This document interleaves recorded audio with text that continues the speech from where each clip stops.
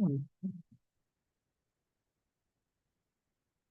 hello everyone. Our speaker today is Tym Sokolskyi. Tym got two Bachelor of Science degrees, one in plant biology from Institute of Biology in Taras Shevchenko Kyiv National University, the other in biology with honors from Trinity College of Arts and Sciences in Duke University. He is now a PhD student in David Baum's lab in University of Wisconsin-Madison and has been working on several projects related to the origin of life. His work spans across experimental and theoretical studies, from experiments on protocells and ecosystems of autocatalytic cycles to computational studies on rule-based generation of chemical reaction networks. He has also received a number of scholarships, such as Future Investigators in NASA Earth and Space Science and Technology Award, and organized a session at AppSciCon 2024. The title of his talk today is Heritability and Evolution in Prebiotic Chemical Ecosystems. Now let us welcome Tym. Thank you for the introduction, Jen. So today I'll be talking about heritability and evolution, prebiotic chemistry. And my talk will be based on some work that is already out in the form of two preprints. So the first one on bioRxiv, it goes over some of the experimental stuff, so some of the experiments that I'll be talking about today. And the second one is in chemArchive. That's about some of the software that we developed along the way to interpret some of our experimental results. Thank you, Jen, for sending out the links to the preprints in one of your messages. So feel free to check them out. So to start, I'm sure all of you are familiar with the most widely used definition of life, that life is a self-sustaining chemical system capable of undergoing evolution. This is a definition of life that is used by NASA and by almost every single origins of life study. And there are several important keywords in this definition, with the first one being Darwinian evolution. And Darwinian evolution is the mechanism by which life can deterministically respond to environmental challenges, and is also a potential pathway for an increase in complexity that could have led life from simple chemistry to biology. And from this, we can infer that origins of adaptive evolution must have preceded life as we know it. So archaea, bacteria, eukaryotes, everything that we basically undoubtedly consider alive. And this also must mean that there could have been some sort of chemistries that can actually evolve. So this sort of reduces the question of origins of life to the question of what are the simplest evolvable chemistries that could have emerged spontaneously on early Earth or elsewhere, depending on wherever you're looking for it. And the other important keyword in this definition is self-sustaining, which can be taken to mean autocatalytic, which I'm sure autocatalysis, a lot of you might be familiar with autocatalysis, but I'm going to go through some basics just in case. So autocatalytic cycles are chemical reaction networks where a product catalyzes some formation. So this is an example of an autocatalytic cycle. This is a simplified version of the Formose reaction, which is an autocatalytic cycle that is most widely discussed in the context of origins of life. And as you can see, we have this erythrose, the 4-carbon sugar, that splits into 2 glycoaldehydes. And then each of those glycoaldehydes can grow to become erythrose by addition of 2 formaldehydes. This is a sort of simplified version, so some reactions here are omitted. But then you have, once the first erythrose has split into 2, then each of those glycoaldehydes becomes its own erythrose, and then it splits again, and basically the concentration of both of these types of compounds grows exponentially. And formaldehyde here is what we would call a food compound. So it's basically a species that is constantly provided by the environment and is not actually regenerated by the cycle. So you can see formaldehyde is not produced in this cycle. And the thing is, even if you don't know any chemistry, this sort of topology of reaction network should still be familiar to you, because this is exactly what a reproductive cycle of any organism looks like. So suppose we have some adult fish that reproduces and lays 2 eggs, And then each of those eggs, they hatch and eat some worms, and then they grow up into two new fish, and then each of them lay more eggs, and so on and so forth. And basically, you get the same kind of autocatalytic cycle. It was two member species. It was the exact same topology as the simplified Formose reaction, and also with some distinct food species that are not being regenerated. So obviously, a fish will not make a worm. And when you put a lot of those autocatalytic cycles together, you get ecology. So for example, you can, through this sort of autocatalytic viewpoint, you can view trophic chains. So suppose you have an autocatalytic cycle representing some kind of a fish that eats some more worms, that is own autocatalytic cycle because they also reproduce. And then a worm eats some plants, and plants eat CO2 and use sunlight as food. And they're their own autocatalytic cycle as well. So that's kind of a way you can represent ecological interactions, including ecological succession as well, where, for example, if you have an environment with sufficient resources, you just introduce one seed of a plant, that plant grows into an adult plant, makes more seeds, and now you have this autocatalytic cycle operating, and then some random bug comes from somewhere, it eats the plant and makes more of itself by laying eggs. And now all of a sudden you have an environment with two different autocatalytic cycles operating that was started by just one seeding event, literally a seeding event in this case, because it introduced a seed.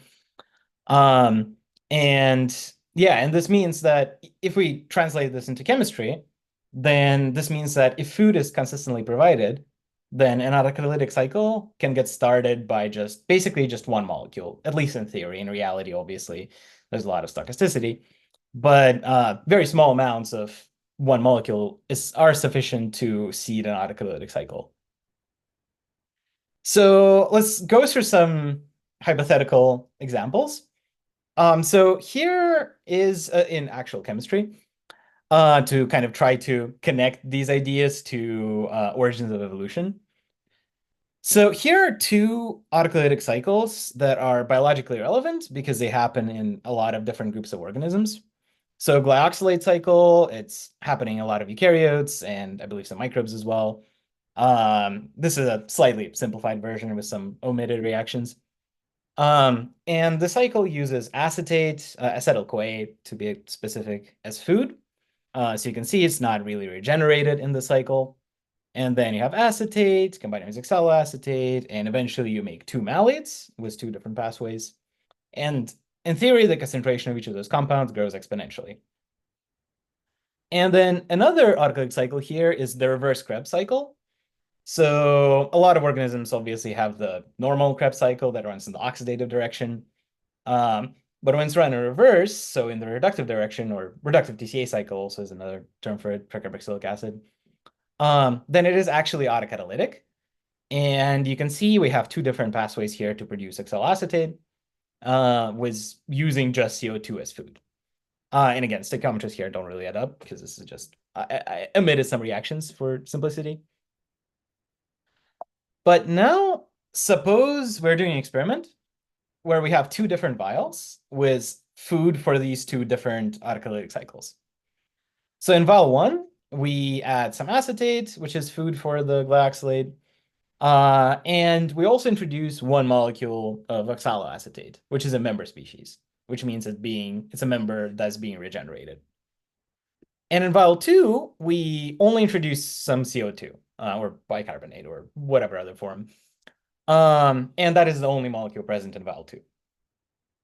So since we have some oxaloacetate in vial 1, this means that we eventually get some isocitrate because it reacts as acetate. And then eventually we'll get some glyoxylate, some double malate, and then eventually oxaloacetate will get regenerated. So basically, vial 1 has a fully functional autocatalytic cycle, while vial 2 does not, because here we only have CO2 and this is the only species that's present. Unless there is some kind of a reaction possible that would make CO2 into a sufficient number of a member species. So now, suppose that this experiment is being done by a tired and caffeinated grad student like me. And I accidentally transfer some malate instead of vial 1 into vial 2. So now that we have malate here, it reacts with CO2, and the cycle is now fully operational. So this kind of process is sort of similar to ecological succession and is what we would describe as seeding, because we introduce one molecule of a member species, and then a new autoclitic cycle starts and keeps going despite that introduction not happening again. And you can change the tired grad student in this description to a lot of different processes, like a meteorite, for example, or any other event that a meteorite impact, or like any other event that happens once in the history of the system, but changes it basically irreversibly. Because once you introduce malate, then the cycle is already operational. So there is the system is already different than what it was before. But that also seeding also doesn't have to be exogenous. So it doesn't have to be somebody adding a new species, like completely de novo. Suppose now we have just about one, and with gloxylate cycle fully operational, and then we add some methanol. And methanol is a food species for this imaginary autoclitic cycle. This is basically just reductive TCA, but I added a hydroxyl to every compound. And we also, in this system, there is a possibility that malate, which is a member species of gloxylate cycle, with a very, very low probability could add a hydroxyl group here and become tartrate, which is a member of this reaction, of this autoclitic cycle. So this reaction has, hypothetically, very low probability, but also it will be proportional to the concentration of malate. And since it is increasing exponentially while this cycle is running, or until it reaches a certain equilibrium with the food supply, eventually this reaction will happen, and eventually malate will react to form tartrate, and then this whole cycle will be operational again. So in this case, we get sort of endogenous seeding event where new autoclitic cycle emerges just due to seeding by a rare reaction. And with these kinds of types of interactions, ACs can seed each other and be seeded by the environment and result in pretty complex networks of autoclitic cycles, at least in theory. So for example, we have this sort of network where we have 5 active autoclitic cycles and several that are yet inactive, either because they weren't seeded yet or because there isn't enough food or something else.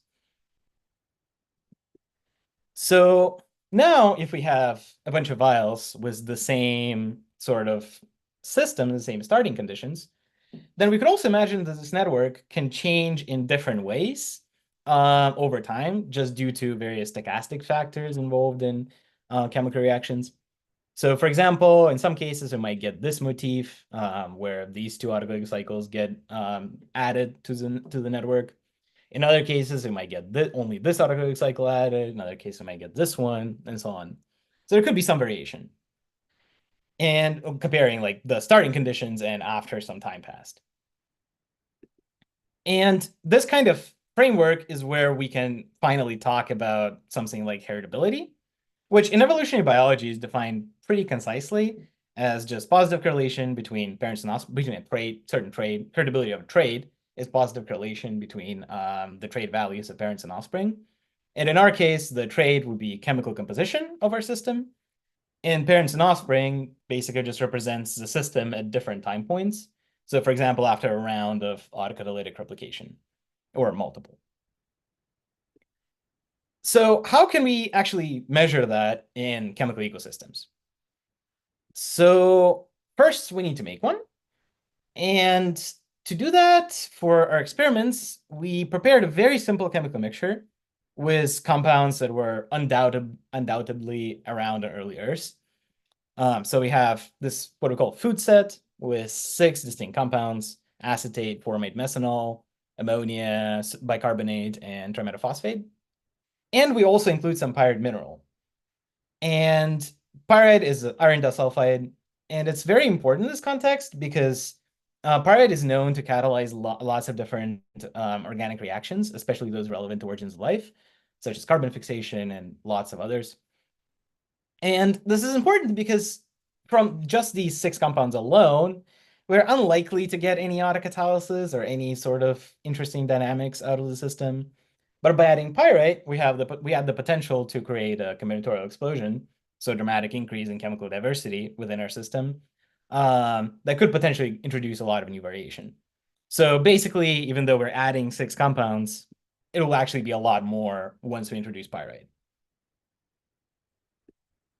So with this food set, we conducted some recursive transfer experiments. And we did 2 replicate experiments together with 2 undergraduates that I was mentoring, Sydney and Esau.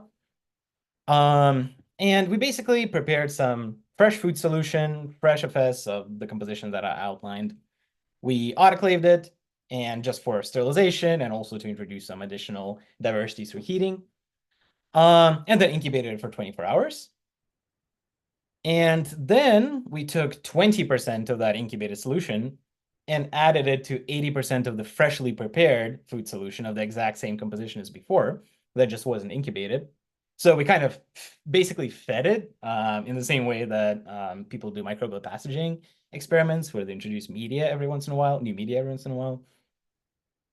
And then we autoclaved and incubated that again, and that was our generation 1. And in parallel to that, we also autoclaved and incubated just the fresh food solution on its own, so without any transfers from the previous generation. And these were our no transfer controls. So basically just vials that would tell us what was the effect of transfers in our experiments. And we repeated this process for 10 generations. And we did no transfer controls every generation as well, just to control for any sort of day-to-day variation in preparation of the food set, because things happen. There might be some sort of variation happening between different generations that is not actually due to any sort of pattern, any chemistry. So then after doing this experiment, we analyzed all of our samples using LCMS, or liquid chromatography mass spectrometry. And with LCMS data, we analyzed using Compound Discover, which is a software that has some nice untargeted metabolomics workflows, because we weren't particularly looking at any specific compounds, but rather at the overall chemical diversity of our system. So as in the end, our output was basically just lists of all detected compounds via searching various databases for the spectral data. And we also got their relative abundances in the form of chromatography peak areas. So essentially, this kind of data set is very similar to the data sets ecologists use in community ecology, where we just have a list of species and their relative abundances. Only instead of organismal species, we of course have different chemical species. And instead of abundances as in like organism counts, we have areas, which aren't directly proportional to that, but it's probably a fair simplification. So the first thing that we see in our data is that both pyrite and autoclaving indeed led to a combinatorial explosion. So we see a considerable enrichment, both due to just autoclaving and just pyrite, with pyrite having a slightly more significant effect, and autoclaving actually causing a more significant change in chemical composition of the food set over the 24-hour incubation. We also see that transfers actually enrich for a significant number of compounds compared to controls. So the number of compounds that are that have significantly greater abundances in transfers compared to controls is about between 10 to 20% every generation. Meanwhile, the amount of compounds that have lower abundance in transfers compared to controls is only about 3% every generation. So transfers definitely have a significant effect on chemical composition. Kind of parallel to that, we also see that transfer control distances are greater than the distances between different control samples, so within the control group. And this is the case pretty much every generation except generation 5. And we calculated this using conveyor distance, which is a commonly used metric in organismal ecology, to kind of measure statistical distance between different ecological communities. And in our case, different communities were, of course, different vials between transfers, either transfers of controls or when comparing different generations. So this kind of adds to the idea that we are seeing some kind of an effect of transfers. But now coming to heritability. So we see that some compounds do actually show significant positive correlation between adjacent generations. So this is just an example compound, 1-hexane sulfonic acid. And if you remember, heritability is positive correlation between parents and offspring. And we are, when comparing pairs of adjacent generations, like 1 to 2, 2 to 3, and so on, we see that a lot of this compound, for example, has significant values for 5 out of 9 pairs of adjacent generations. And there are a lot of other compounds that are like that as well. So now the question is, how do we generalize it? Since we have a long list of compounds and we need to infer something about the system as a whole, not just individual compounds. So if we are seeing heritability in our system, then we must assume that parent-offspring pairs of vials that are parents and offspring, within the same lineage, must be more similar to each other than when comparing different lineages. And what I mean by lineages here is basically just replicate number, because we had 10 replicates every generation. So from vial number 1 in generation 1, we transferred into vial number 1 of generation 2, and then so on and so forth. So obviously, if there is any sort of heritable variation, then vial number 1 of generation 2 should be more similar to vial number 1 of generation 1 than to vial number 2 of generation 1. And to compare that, we use this very simple metric that we called DHI, or distance-based heritability index. So the idea is very simple. It's just a ratio of Canberra distance between the vials from the same lineage in adjacent generations, and the sum of all Canberra distances, and the average Canberra distance between all of the other lineages, so excluding the same lineage comparison. So in this case, I would assume that we see heritability if first we see that DHI is less than 100%, because distance from samples of the same lineage should be lower than distance from between different lineages, and because there should be more similar, so distance should be lower. And also we assume that we would call it heritability if we see that DHI values of transfer samples are significantly lower than that of controls. Because in controls, we don't do any transfers, so there's no continuity between vial number 1 of controls and in one generation and vial number 1 of controls in the other generation. So if there is any sort of significant DHI value in that case, then we would assume it's because some experimental artifact, probably like order effect or something like that. So when looking at the whole data set, we don't actually detect any heritability when looking at DHI, unfortunately. There are like some generations in which the values are lower than 100% and DHI values are lower than 100%. But there is only one generation in which there is a significant difference between transfers and controls. And it really seems like it's just some kind of a random outlier. So what would we do next? So next we isolated specifically compounds that have high heritability in transfers, but not in controls. So basically we call this sort of heritable core. And heritable core compounds must fill 2 criteria. So they must have significant correlation in at least 3 out of 9 pairs of adjacent generations. And they must have a significant correlation, generations of transfers. And they also must have significant correlation in 1 or 0 generation of controls. So we allow there to be significant correlation in 1 out of 9 pairs of generations of controls, just because it's possible that just due to random chance, we can get significant correlation there. But if it's more than that, then it's clearly some kind of experimental artifact. So when looking at this heritable core, we're actually seeing significant DHI values in 6 out of 9 pairs of adjacent generations.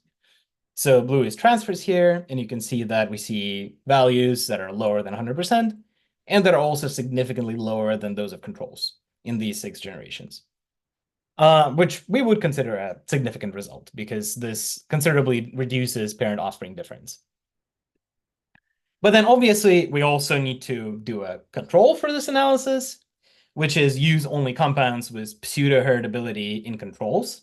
So basically just reverse, like control core is basically just reverse of the heritable core, where we have compounds that show heritability in 3 or more pairs of generations of controls, and only 1 or less pair of generation of transfers. In this case, any sort of positive result that we are getting, we would assume it has to be due to experimental artifacts, because again, there's no continuity between controls in different generations. So there shouldn't be any heritability there in the first place. And that is surprisingly actually what we see, where we don't see significant difference between, so control values are now lower than they were before, of course, because we only picked compounds that have significant heritability in controls. But there is barely, for the same compounds, there's barely any difference between transfers and controls, and none of them are statistically significant, with the P of 0.05 cutoff.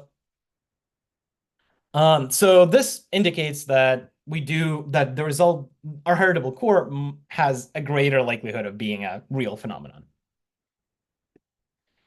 So now the question is there actually any autocatalysis in our system?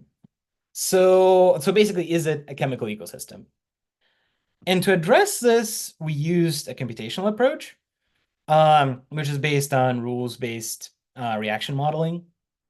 So we developed a set of reaction rules. So basically just types of chemical reactions that we allow to happen in our model.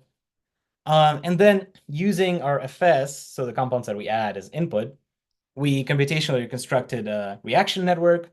And then we pruned that network using LCMS data and searched for autocatalytic motifs in that network. So this is kind of what it looks like. So we use FS as input using the rules, so make the whole network. And then we prune it with the compounds that are detected by LCMS. So this means that we just leave those reactions that eventually lead to compounds that we detect. And this is mostly done for just computational reasons, because with network expansions, you very quickly get to tens of thousands of compounds and reactions. And that is a bit difficult to deal with for a lot of analyses. So pruning sort of constrains our reaction network considerably and just allows us to do more things. And also allows us to have a direct comparison between our experimental data and our computational models. And then, of course, within that pruned network, we look for autocatalytic cores and try to identify them. So in the network that we reconstructed using OoLEN, we detect more than 400 different autocatalytic cycles.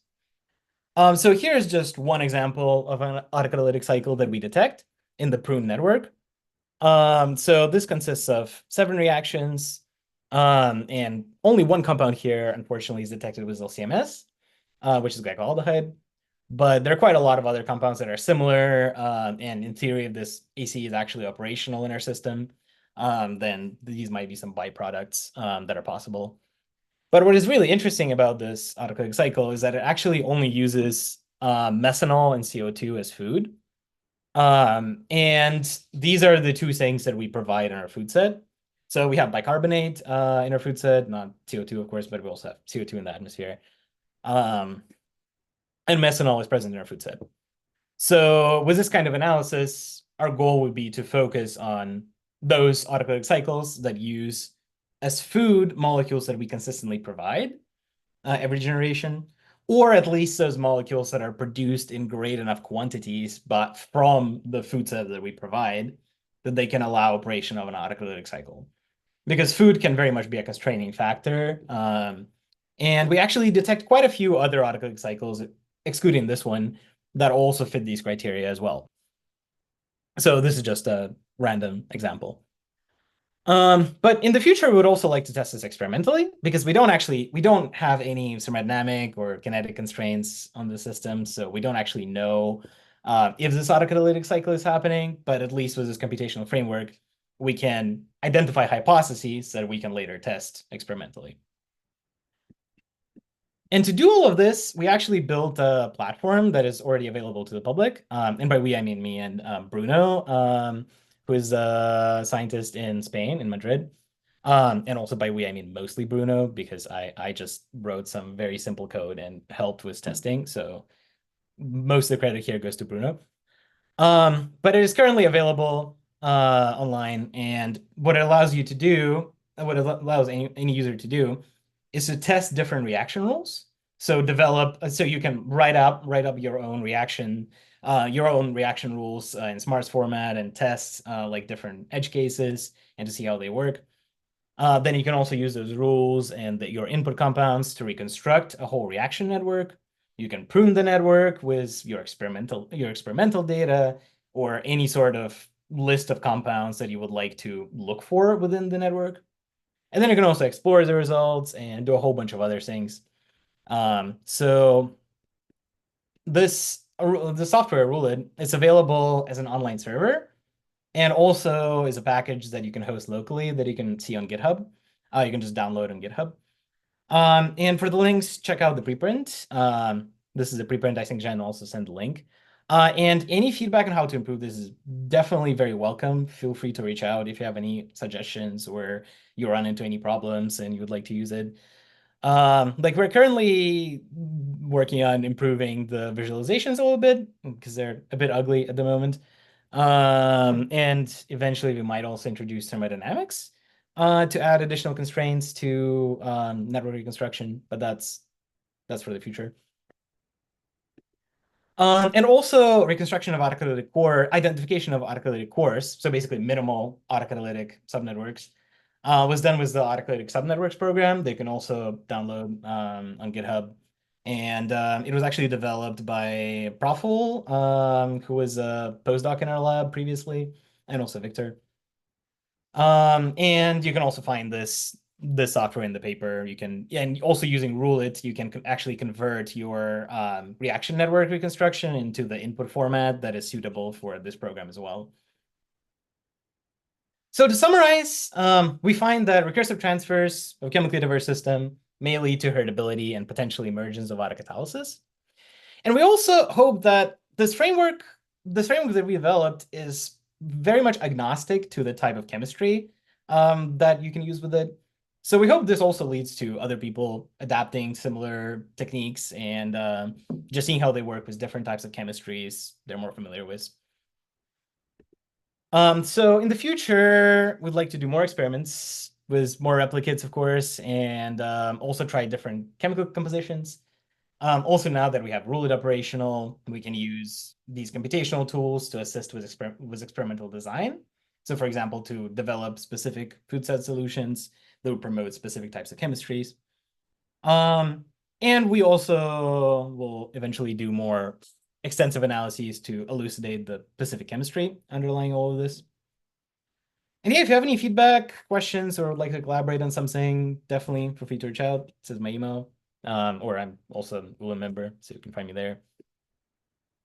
And I'd like to thank a lot of people who helped with this work. David, the undergraduates I've been working with, and also NASA and NSF for funding. Well, that'll be all. So feel free to ask any questions.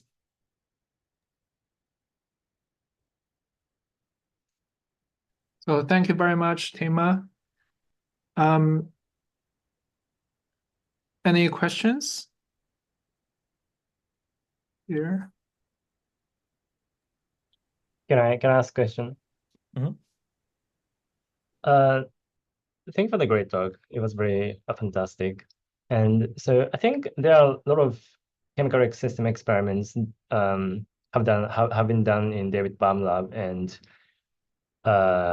perhaps pioneered by Leonard Vincent. And I remember, so there are several experiments, but they did not claim they found autocatalysis in their experiments. But you now found some kind of evidence of autocatalysis. And so what's the difference between previous experiments and your experiments? I mean, regarding the experimental setup, and what's the contributing parameters that contributed to the emergence of autocatalysis or finding or detection of autocatalysis? Yeah, so there were this kind of broad experimental framework is what we call chemical ecosystem selection. So David, my advisor, has published oh, someone entered the waiting room. But he has published a paper describing the whole framework a while ago. I think it was like 2017 or something like that. Yeah. And since then, there were a few experiments done of the same type in the lab by previous grad students. But there are quite considerable differences between this experiment and what has been published. And the most recent one that was published was in 2019, I think, in Life by Elena.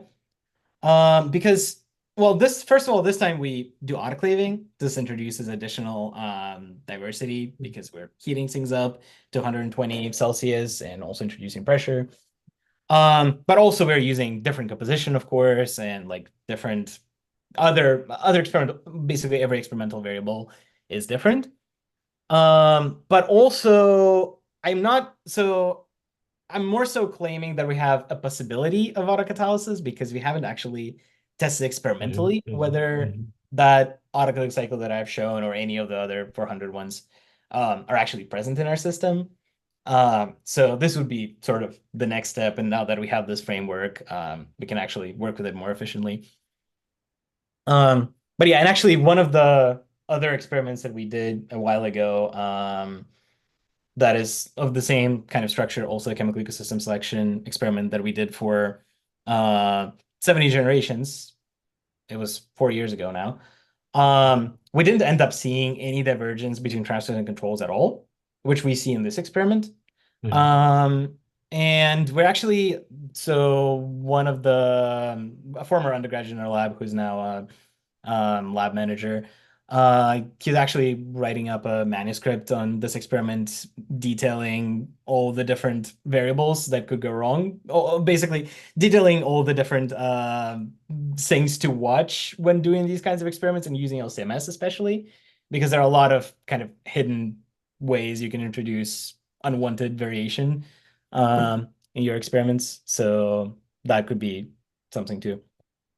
Yeah, there are a lot of variabilities, but what do you think was the most essential parameter that drove the emergence of heritability?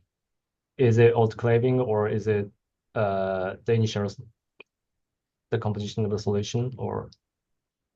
Well, realistically, we only looked for heritability twice. So in the published experiment, the experiment that I mentioned that was published, we never actually used the metrics that we developed here. So we never actually, Lena, I don't think ever actually tried to talk about heritability directly.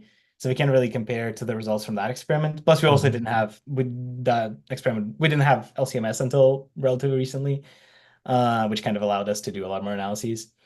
But comparing to the other experiment that I mentioned, the 70 generation one, that's autoclaving, I think, was a big factor. And I think also just the composition of the food set was more reactive nitrogen and phosphorus, and also more pyrite as well, and greater transfer fraction because we were transferring 20% this time. Yeah, it could be any of these. I feel like all of these variables are contributing to a different extent. So it's kind of hard to say which one is more important necessarily. Okay, thank you very much. And can I ask another question? So you found the evidence of possible heritability, and what percent of the products are heritable in the experiment? So do you mean what percent of the compounds have fit our definition of heritable core? Yeah. That's what I'm asking. I don't remember off the top of my head, but it's probably closer to like 20%. 20%, that's a lot. Something. I might be lying on this. I can check the preprint later and let you know.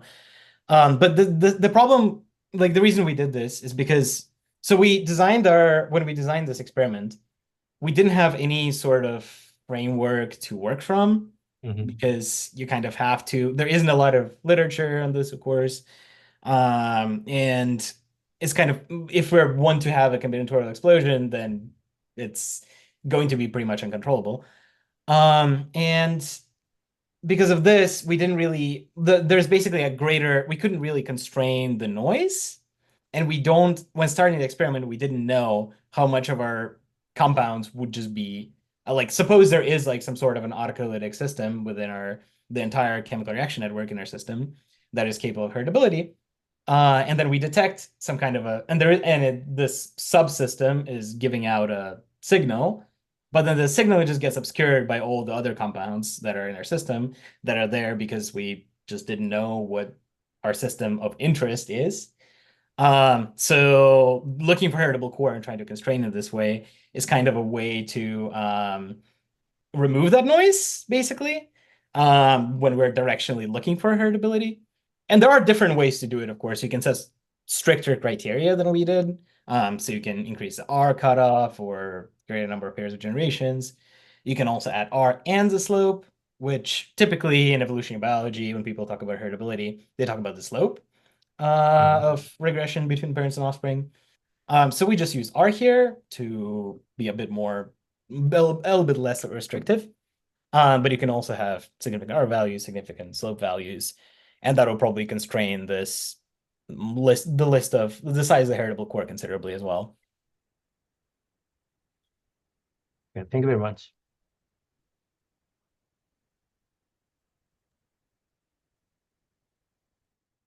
Okay. Hi, Yes, go ahead. I'm having a question. Am I audible? Oh, yep. Yeah.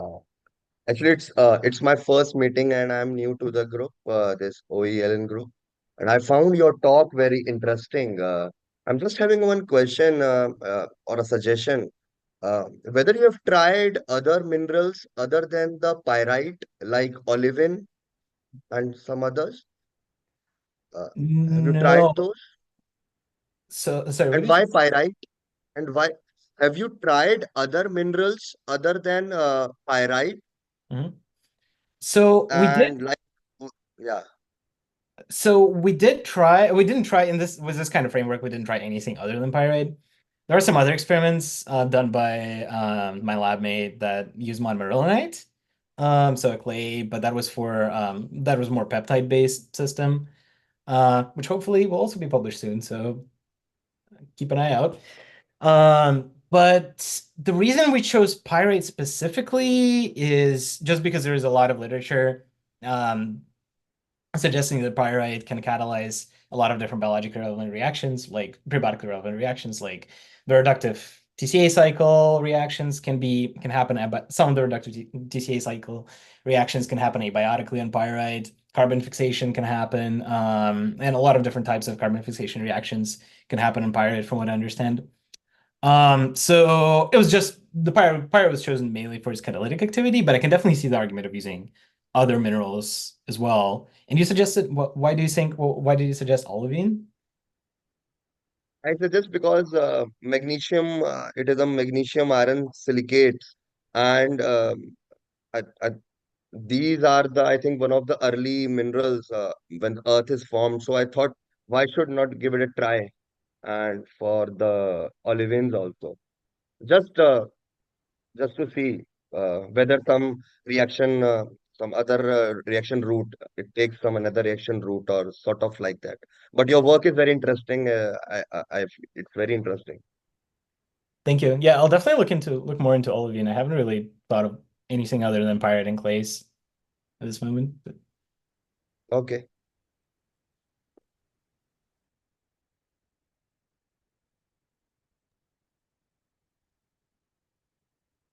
Any other questions?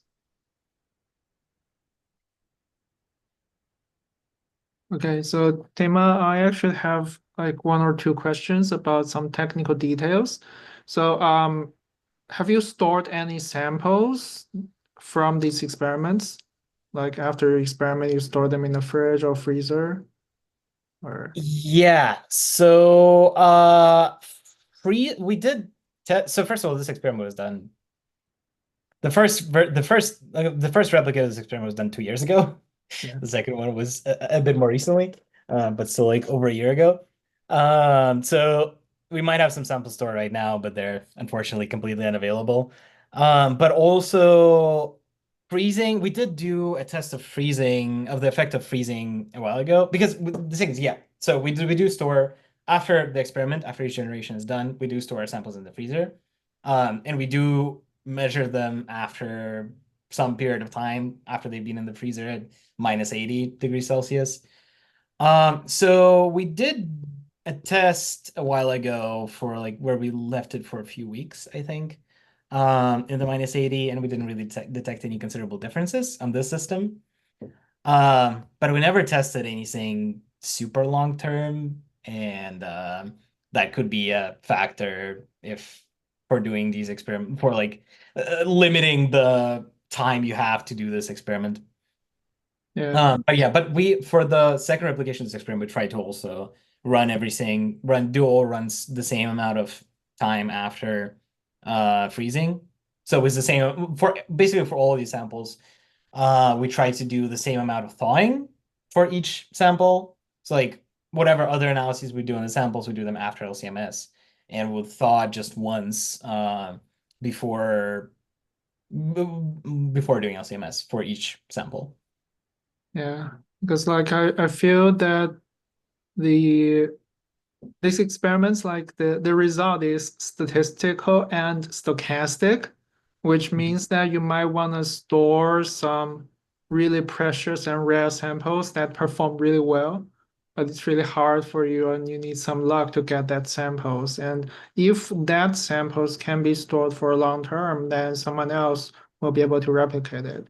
It somehow sounds like wizardry, like you have your secret recipe that works, but you never know why it works. You just know it works. Mm-hmm. Yeah. Yeah, that's definitely something to consider. I mean, the good thing about this experiment is that it's relatively easy to replicate. Like the 6 compounds that I mentioned are very easy to obtain, present in every lab. Pyrite present everywhere. There might be a few improvements that are worth making. Yeah. For I mean, like example, so what I mean is that in the experiment, like say for some rounds, you will have more complicated compounds as the member species, and for some other rounds, you might find the dominant member species are all the chemicals. And one of the rounds, they might perform much better in terms of using up the food provided by you, and some others may be weaker. But yeah. since this system, if the chemical reaction network is complex enough, then you'll probably have multi-stability. And then the fate of some rounds might be locked into a low efficiency or low viability status, while some others may perform better.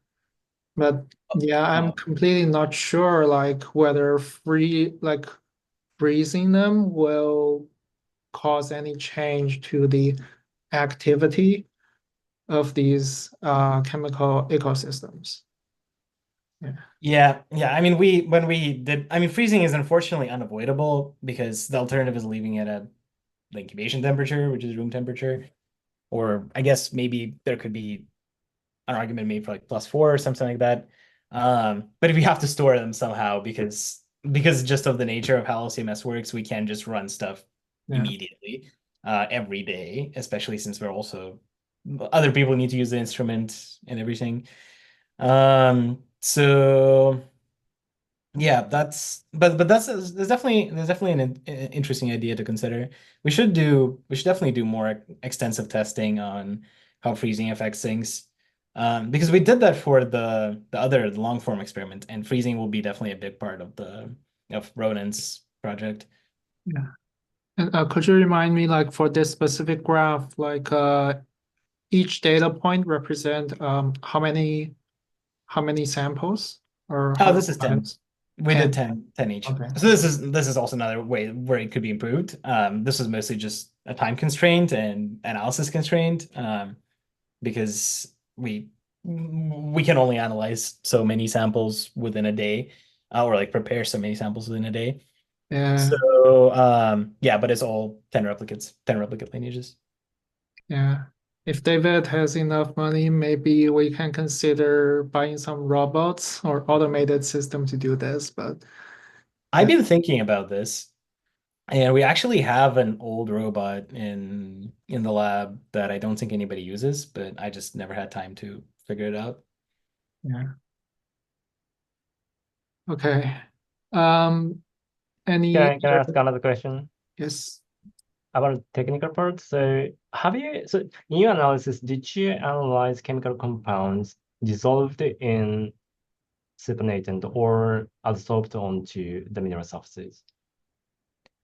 No, so we haven't actually tried to do anything with pyrite, not for this experiment at least. So that would definitely be something very interesting to look for because we can assume, I mean, pyrite provides a surface which can spatially organize different reactions. That would definitely be something interesting to look for.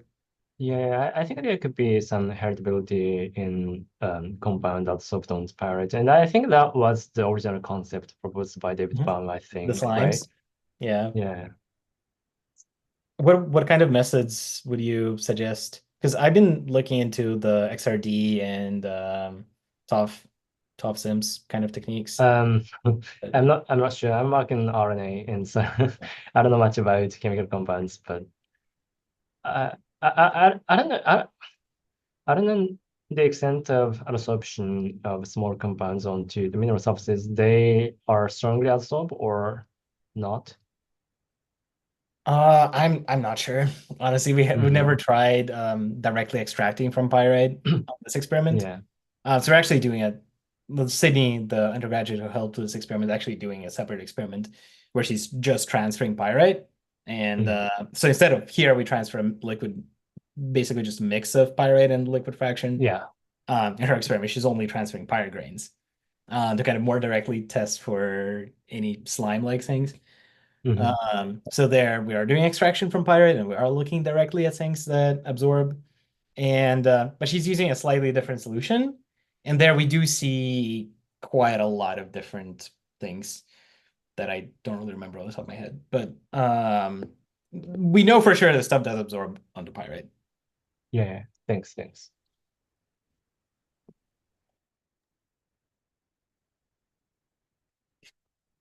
So, any other questions? So, if there were no more questions, I guess we can end the meeting for today. And thank you, Tim. Thank you for giving this fantastic talk. And thanks for everyone to attend this meeting. The recorded meeting will later be uploaded to the OoLEN website and will be online on the YouTube channel in several days. So thank you very much. Thank you for inviting me. See you.